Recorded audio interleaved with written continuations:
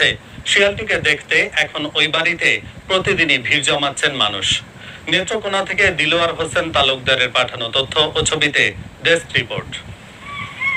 নেত্রকোনার কমলকান্দা উপজেলার ভারত সীমান্ত ঘেঁষা গারো পাহাড়ি অঞ্চল পশ্চিম লেঙ্গুরার নয়নকান্দি গ্রামের এক টিলার পাশেই আজিজুর রহমানের বাড়ি।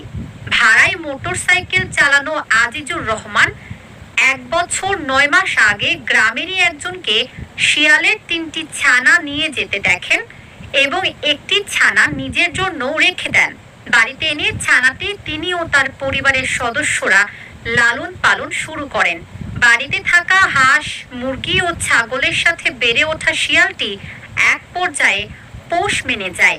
সন্তানের মতো লালন পালন করা শিয়ালটিকে আদর করে নাম রাখা হয় লালু।